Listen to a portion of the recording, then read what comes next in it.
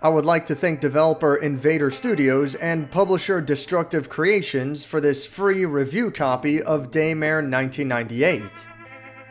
While it might be easy to criticize Daymare 1998 as an unoriginal ripoff to Resident Evil, it's important to understand the origins of the project. It actually started off as a fan remake known as Resident Evil 2 Reborn, which utilized a third-person over-the-shoulder camera. Obviously, it was trying to imitate the style of Resident Evil 4 and 5, but it's also a lot more slower paced, similar to the original Resident Evil games on the PlayStation 1. This is also before Capcom's own Resident Evil 2 remake was ever officially announced, let alone shown to the public, and to no one's surprise, the company eventually asked this small indie studio to cease the project. However, what is a surprise is that, apparently, as the legend goes, Capcom encouraged them to continue work on the project, albeit under a new original name. They even got a couple of Japanese industry veterans to help out, and despite an unsuccessful Kickstarter campaign, the team trudged on through the years to finally release Daymare 1998. And it is absolutely terrible. Seriously, this game really sucks. I can see what they were going for, and a lot of it is very interesting, but it's a mess of ideas that don't always mesh well together, largely due to a lack of understanding of what made those classic games so great.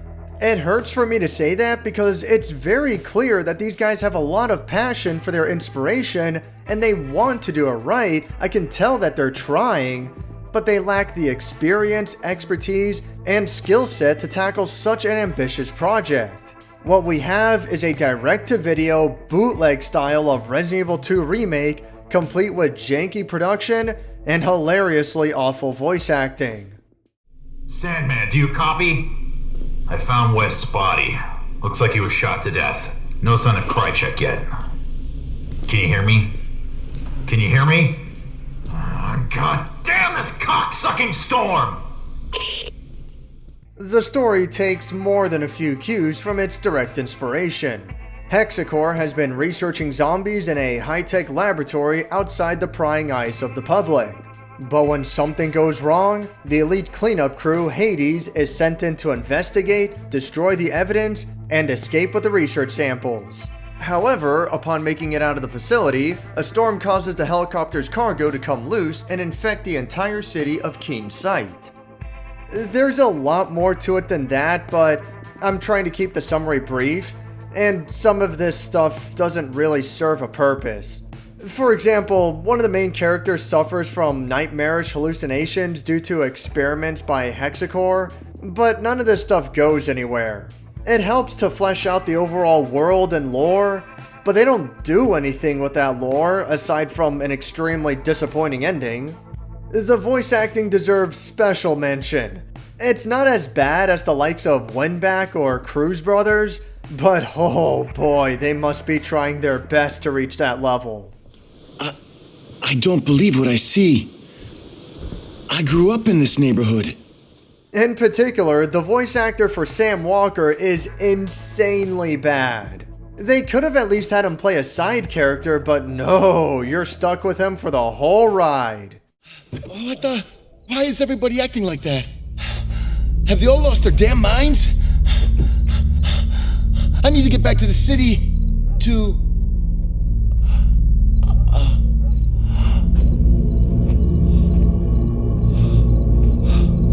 Oh no. Brad. What the hell is going on here? Presentation-wise, this is not a good-looking game. The character models, faces, and general animation work might have been more acceptable on a budget PlayStation 3 title, but for 2019, this is not very good. These lame zombie shuffles range from uninspired at best to comedic at worst.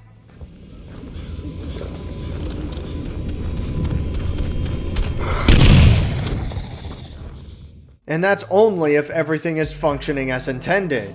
I mean, geez, the zombies never even bite to attack you. It's so lame. I'm guessing they never got that animation down right and they just gave up on it?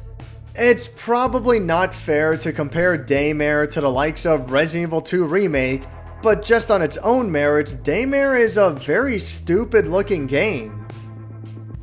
The environments are alright. There are some effects here and there that stand out for the wrong reasons, but I won't make too big of a deal about this. For the most part, the city of Keen Sight is cool to explore. It just sucks that what you do in Keen Sight looks really janky. There's not really anything to say about the music and sound effects. It's all unremarkable and unmemorable. It does its job, it sets the mood, and for that it's fine. During major boss fights, you definitely hear the inspiration from the typical Resident Evil boss music, but otherwise, it's nothing special. You want to hear some real good horror music? The entire Resident Evil 2 soundtrack is a treat for the ears. Turn on the Marshalling Yard tracks, that's the kind of stuff Daymare is missing. There are, of course, text documents that help convey the story, and Daymare's implementation suffers in a similar way that Tormented Souls does. They are way too long, overly descriptive, and just go on forever. It isn't necessarily as bad as how Tormented Souls has this very flowery prose, but Daymare does have a problem with way too many misspellings and grammatical errors, both in text documents and in cutscene subtitles. I was just on the radio with Ken, so I thought I'd chicken in on you. And I feel bad about not being able to take you to the Cherry Blossom Feast. I know how much it means to you. It's just... Most of it is reasonably minor enough, and you can kind of read around it to figure out what they're trying to say, but this game would have benefited from having a proofreader. Alright, now here's a weird one. About half the text documents in the game can't actually be read in-game. Instead, you're given a website and a code to enter online, and there are a ton of these. It's so odd. Don't get me wrong, the website looks great, but there are bigger issues you should be fixing before you even consider stuff like this. That's a theme we'll get into more with the gameplay. There's a lack of focus on what's actually important. There's way too much extra fluff that's thrown in just because it seems cool.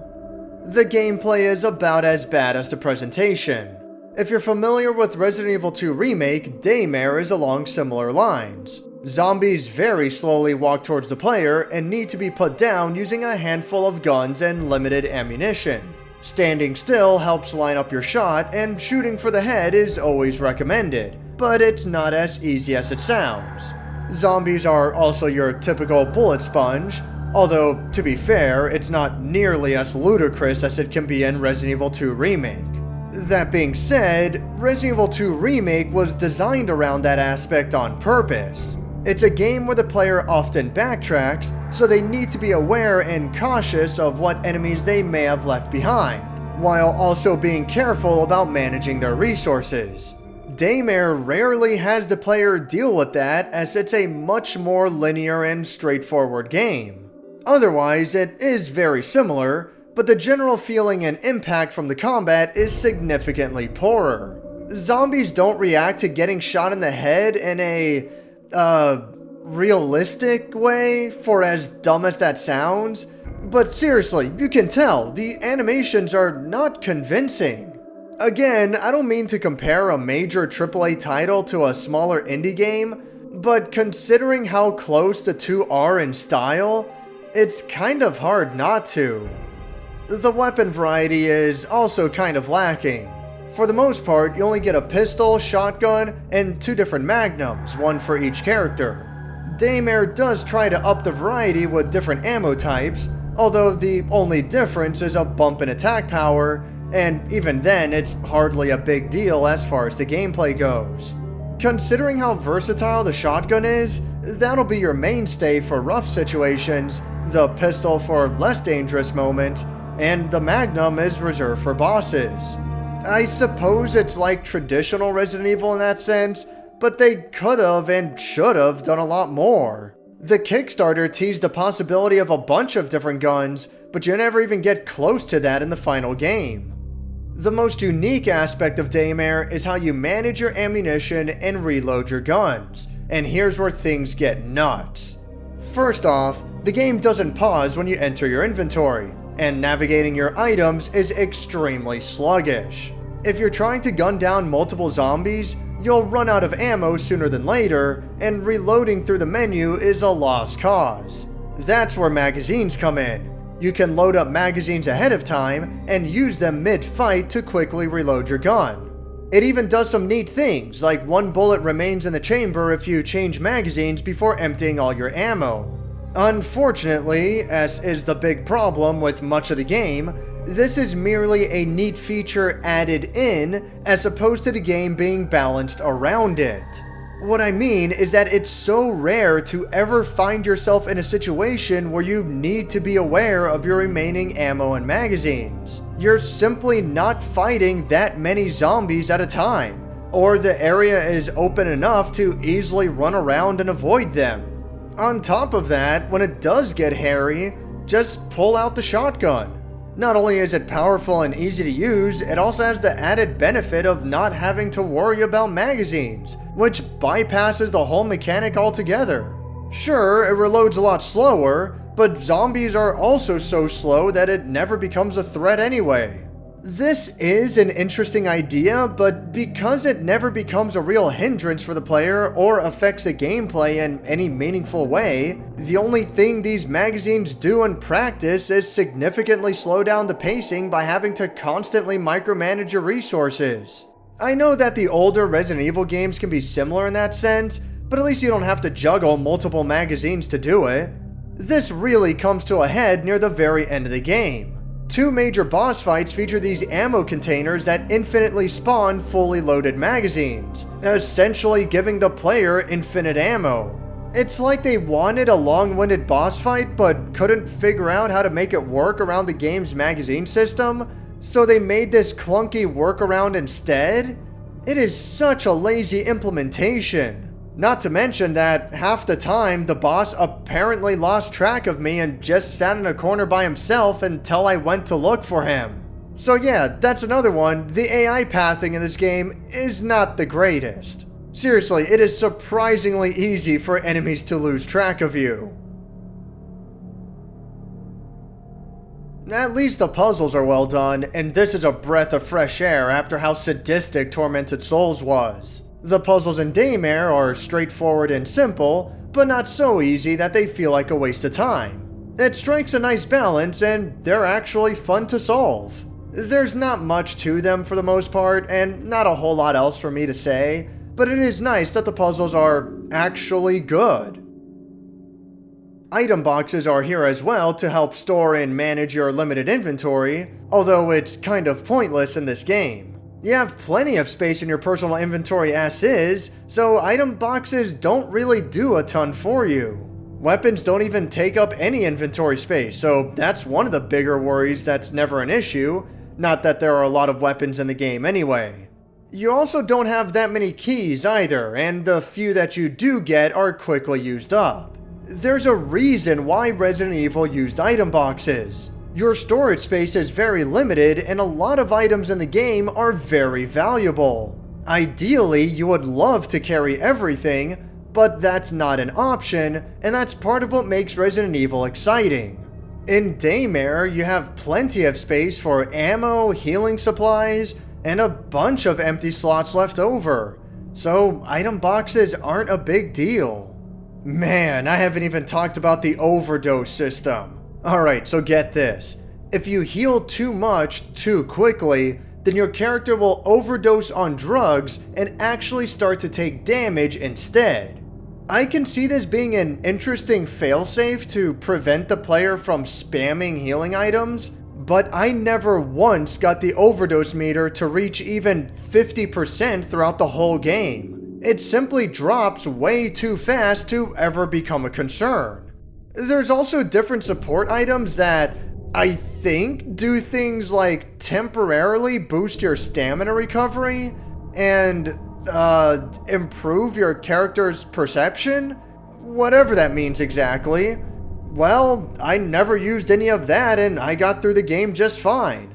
I'm telling you, this game has so many little features thrown into it, but they never bother to focus on what's actually important. All of this is just fluff if the player never needs to interact with it, which is fine, but it becomes a problem when the main aspect of the game is sorely lacking.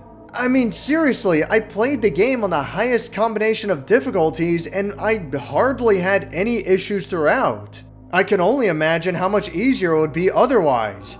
And again, all these limitations that were meant to make things more stressful for a horror game, they just never factored in.